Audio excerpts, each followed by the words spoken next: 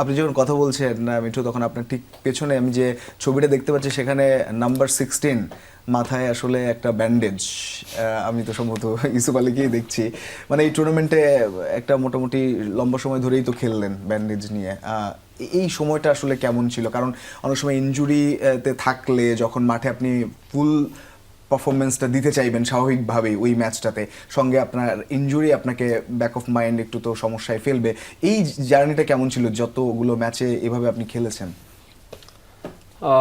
এখানে তেমন কোনো এফেক্ট পড়েনি। আমার টিমমেটরা আমাকে সবাই সাপোর্ট দিয়েছে। দেশকে কিছু দেওয়ার ইচ্ছা ছিল। আর আপনি অবশ্যই জানবেন, রক্তাক্ত বাঘ বেশি হিংস্র। ঠিক তেমনই আমরা দেশের জন্য কিছু করেছি, এই আর কি। আপনি মনে একটু কথা কমই বলেন, কিন্তু আপনাকে বড় করেই সংবর্ধনা দেওয়া হয়েছে যখন আপনি গেছেন। ভুল না করলে রাজশাহী চাঁপাইনবাবগঞ্জ ওদিকে আপনার যে গ্রাম, আপনার বাবা তিনিও কথা বলেছিলেন, পরবর্তীতে কেঁদেছিলেনও, এবং তিনি বলেছিলেন যে এটা আনন্দ অশ্রু, আসলে গর্বের। কতটা সম্মান দেশে আসার পর পেলেন, ঢাকা থেকে নিজের এলাকায় যাওয়ার পর? না, এটা অন্যরকম ছিল। আমার এলাকার ইতিহাসে সম্ভবত এমন কোনো সংবর্ধনা কেউ পায় নাই। আর আমার বাবা অতি সাধারণ একজন, উনি কখনো বক্তৃতা দেন নাই। তো উনি যখন যেদিন খেলাটা হয় সেদিন উনি টিভিতে দেখার পরে, টিভিতে না ঠিক আমাদের অত্র এলাকায় আমার জন্য বড় পর্দাতেই খেলার ব্যবস্থা করা হয়। তো উনি রাত্রে খেলাটা দেখে শেষ করে যাওয়ার পরে বাসায় সারা রাত ঘুমাতে পারে নাই। তো কী জন্য ঘুমাতে পারে নাই, উনি পরবর্তীতে আমি আব্বুকে জিজ্ঞেস করেছিলাম আপনি কেন ঘুমাতে পারেন নাই। আর অনেকে মানুষ কষ্ট পাইলে ঘুমাইতে পারেন, আমি আনন্দে ঘুমাতে পারছিলাম না। তো পরবর্তীতে উনি আমাকে এটাও বলেছিল যে তুমি এতদিন হয়তো আমার ছিলে, শুধু আমার, কিন্তু এখন তুমি শুধু আমার না, তুমি পুরো দেশের। তুমি এটা সারা জীবন ধরে রাখবে যেন পুরো দেশ তোমাকে নিয়ে মাথায় তুলে রাখে। এই যে পারিবারিক একটা সাপোর্ট, জাহেদি ভাই, যখন আসলে এই ধরনের বয়সভিত্তিক ফুটবলাররা ভালো করেন, তাদের সঙ্গে যখন কথা বলা হয় দেখা যায় যে তারা দারিদ্রতা কিংবা যে পরিবেশ থেকে উঠে আসুক না কেন, একটা পারিবারিক শিক্ষা অনেক বড় ভূমিকা রাখে তাদের, এবং সামনে এগিয়ে যাওয়ার।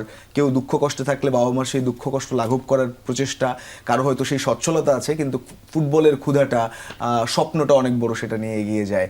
সব মিলিয়ে বয়সভিত্তিকে যারা আছে তাদের এই ব্যাকগ্রাউন্ড কিংবা তাদের এই পারিবারিক শিক্ষা কতটা সামনে এগিয়ে নিয়ে যেতে সাহায্য করে বলে মনে হয় আপনার? আমাদের ও যে কথাটা বলল, আমরা যেটা দেখছি আন্ডার-17, আন্ডার-20, বিশেষ করে এবার আন্ডার-20-তে আমরা অভিভাবকদের সমর্থন, সহযোগিতা অকুণ্ঠভাবে পেয়েছি। যেটা হয়েছে তারা অনেক অ্যাডজাস্টমেন্ট করতে হয়েছে। অনেকের ক্লাস ছিল, স্কুল ছিল, যারা দেশের বাইরে থেকে এসছে তাদেরও কিছু কমিটমেন্ট ছিল। প্রত্যেকটা গার্জেন কিন্তু আমাদেরকে সাংঘাতিকভাবে উৎসাহিত করেছেন। আমাদের কোনো কিছু চাইতে হয়নি, তারা শুধু জানতে চেয়েছেন কি করতে হবে এবং সেটা তারা করেছেন। যেমন ইউসুফ যেমন বলল যে সারা গ্রাম, শুধু তোমার আব্বা না, আমার মনে হয় সারা গ্রামই খুব উৎসাহিত ছিল। এবং তুমি খোঁজ করলে দেখবে যে গ্রামে সারা রাত শুধু ওর বাবা নয়, অনেকেই ঘুমাতে পারেনি আনন্দে। তো এটা আমাদের একটা বিশাল পাওয়া। এবং এই যে বাচ্চাগুলো খেলে ওরা, ওদের জন্যে এটা একটা সাংঘাতিক ইন্সপিরেশন, এবং আমার ধারণা এই ইন্সপিরেশনটাই ওদেরকে সামনে এগিয়ে নিয়ে যাবে।